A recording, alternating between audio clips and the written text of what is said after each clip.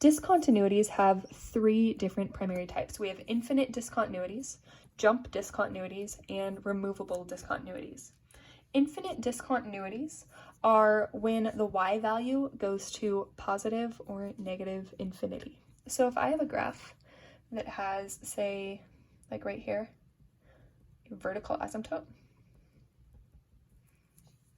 and it looks like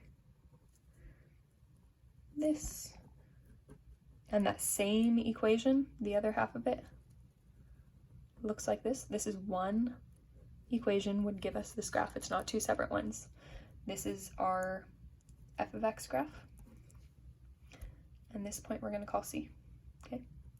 Right here, as I approach C from the right and from the left, my two arrows, or my two y values, don't approach each other. They get farther and farther apart the closer to the x value of C I get, because there's an asymptote there.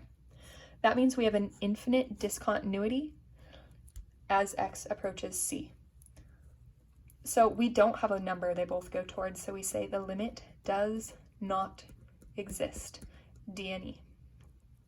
That's what an infinite discontinuity looks like. My y values go to positive infinity and negative infinity as I get close to C. A jump discontinuity only happens with piecewise functions. Just because you have a piecewise function doesn't mean you have a jump discontinuity, but you can. If you have a graph that looks like, we'll say this is C again. Okay, that looks like this for one part of it, and then the other part of the function is like up over here and does whatever, it doesn't matter what it does. As I approach C from the right and from the left, my values don't go to the same number. There's a jump in between them. So they're not going towards infinity again at C. There's just a jump there to get from one part of the equation to the other part. So that's a jump discontinuity, and it happens at points in a piecewise function where like here, it could happen at 5.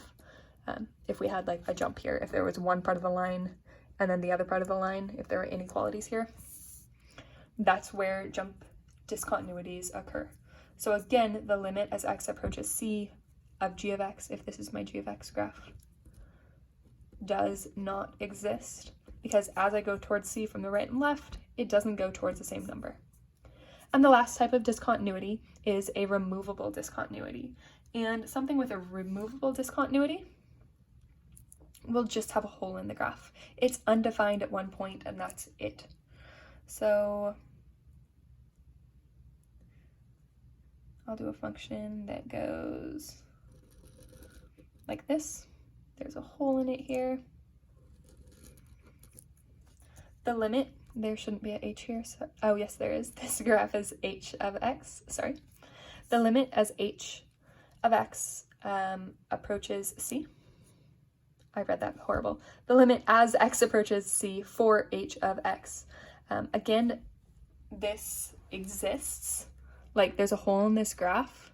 There's a discontinuity here, but we can find the limit because as we go to C from the right and the left, it's the same value. This is up at 2. So the limit as x approaches C of h of x equals 2. There is a discontinuity, but it's removable. We do have a limit here. Now, this is what's called, the first one, a non-removable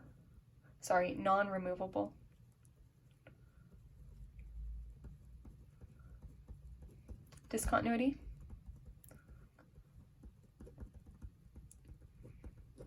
This is also a non-removable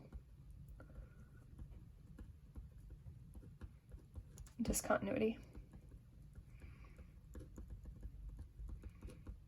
This is obviously a removable discontinuity. We can remove the issue by simplifying our equation. That's what this means. We can't simplify away the discontinuities here. And I already told you about the y values. So that is your basic info for your types of discontinuities.